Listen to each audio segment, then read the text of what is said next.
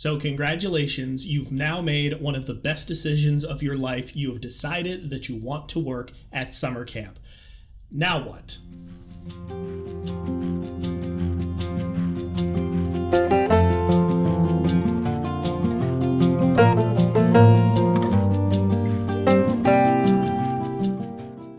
Hey there, happy campers. Jason here, back again with another video. And every year, tens of thousands of people make the really great decision that they want to work at summer camp. They want to spend their summer empowering youth, working with people less fortunate than them, giving back, or generally just having an amazing summer while also helping children and possibly even adults have that experience as well. But before you apply to summer camp, there are things that you need to consider before you even start that application process. So let's talk about what some of those things are. Here are my top 5 things that you need to consider before even applying to work at camp. And the first thing that I want you to consider is location. Just like real estate, location.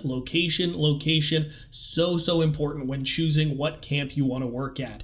There are camps all over the United States and Canada that all offer something unique and different because of the location that they're set in. Now, a few hotspots where there are a lot of camps per square mile. There's a lot of them in the Northeast United States, in Maine, New Hampshire, Connecticut, upstate New York, Pennsylvania, in that area. There are also a lot of camps down in Texas, and then in California between Los Angeles and San Francisco. And then there's another good concentration of summer camps located in the upper Midwest, in around Michigan, Wisconsin, and Minnesota. Now, that's not to say that there aren't camps in other locations. You could absolutely go to Arkansas, Oklahoma, Idaho, any of those places that I haven't mentioned. You can find amazing summer camp programs there, just there are less of them. They're less concentrated. There seem to be a lot in those areas versus the other ones where there might only be 1 or 2 camps, whereas the other locations that I mentioned have like 12 to choose from in the same amount of area. You're going to want to think about and consider, do you want to be close to home? Do you want to have an adventure all the way across the country or in a different country if you're thinking about coming over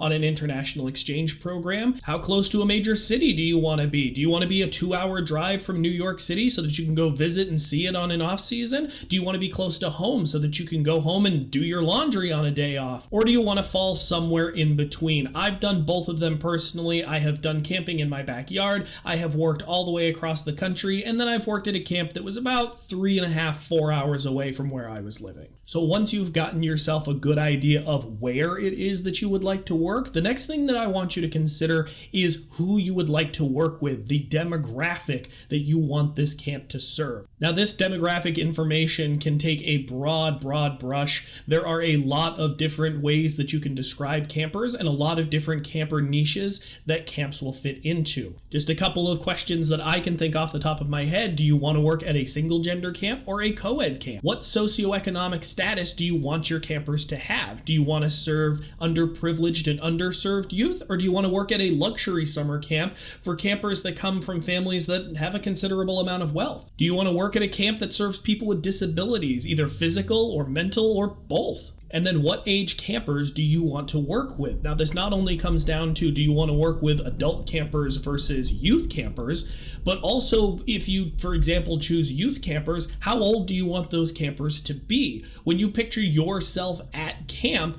how old are the campers that you kind of picture you, the camp counselor, living and working with? If you've decided that you want to work at a camp that serves youth, you don't right now need to decide exactly what age you want to work with. You don't need to figure out, I want to work with 7-year-olds, but it is a good thing to have kind of milling around in the back of your head because this is going to come up during the application and interview process. Because as camp directors, we want to fill out a diverse staff. We don't want to hire a staff that only wants to work with 10-year-olds because then our oldest and our youngest campers, well, we have nobody that feels comfortable working with them.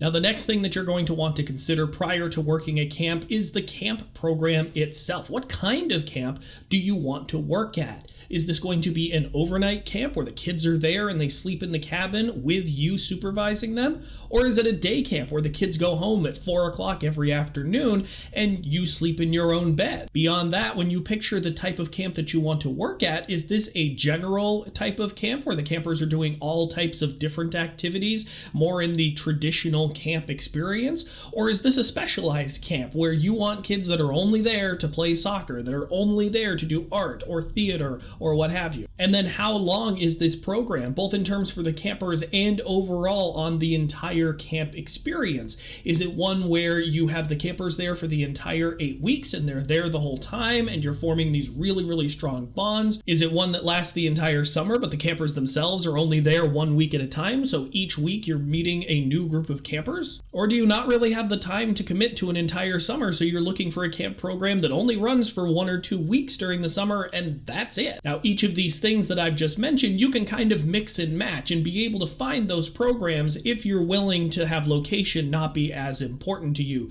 You can find a 1 week day camp soccer camp, or you can find a traditional overnight full 8-week, the entire summer camp program and everything in between. There does exist a camp for every camper and for every counselor for that matter. So you can find what you're looking for. You just have to know what you're looking for first. Now, the next thing that I want you to consider is your skills specifically. What is it that you bring to summer camp? What do you offer that's going to enrich and make their programming better? Do you have skills that are going to make yourself marketable and desirable to camps, that are going to enrich the programs that they already have? Do you know how to drive a water ski boat? Are you already an accomplished ropes belayer and instructor? Do you know how to lead arts and crafts activities? Now, if you don't have any of these experienced or specialized skills, that's okay too. There is still space for you at a camp. A lot of camps will have general counselors that go with the campers to each activity, and their main focus is on the campers, not necessarily instructing the activity itself. Whenever I describe this position to applicants at my camp, I tell them that essentially I'm paying you to be a big, responsible camper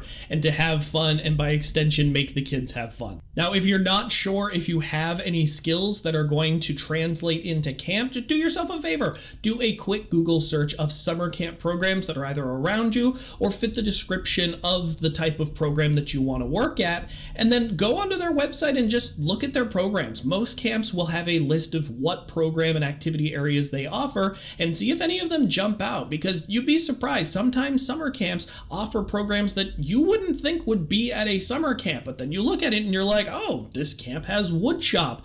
Well, I know how to use power tools. I know how to do woodworking. And then the last thing that I want you to consider prior to applying to camp is what your salary expectations are going to be. Now, full disclaimer here, I am just speaking in general terms, but as a rule, day camp counselors will make more money over the course of the summer than an overnight camp counselor. Typically, when you're an overnight camp counselor, you are working on a contract. You are making a set amount of money for X number of days or weeks worked with the campers. If you're working at day camp, you may be contracted, but it's also not uncommon for day camp counselors to be hourly, in which case you are subject to minimum wage requirements, overtime requirements, and all of those types of things. You're going to be clocking in and out. You're generally going to make more money. And while at first it sounds great that you're going to be making more money as a day camp counselor, you also have to consider that you're going to have more expenses, because overnight counselors typically don't have to pay rent. They're living at camp. They're also getting 3 meals a day provided for them. So yeah, just know that going into a day camp, you're going to make a little bit more money, probably, but that your expenses are also going to be higher. Overnight camp, you're going to make less money. You're going to be subject to a contract. You're going to make X amount, probably some bonuses in there. They like to add those little things on the end at the end of the summer if you've completed your entire contract or done a great job. But generally, your expenses are going to be less. Okay, friends, that's going to do it for this week's video. Thank you very much for watching. I'm very excited because this is the first video in a series series of how to get the job at summer camp, where I'm going to walk you through the process of, like this one, what to consider before going to camp, but also I'll help you through the application process. We're going to talk about the interview process, dedicate a couple of videos to that, everything that you need in order to get and land that job at camp. So I'm going to make a playlist for it. Link is right up here. Feel free to check out all of those videos, and I will see you next time. All right, campers, lights out.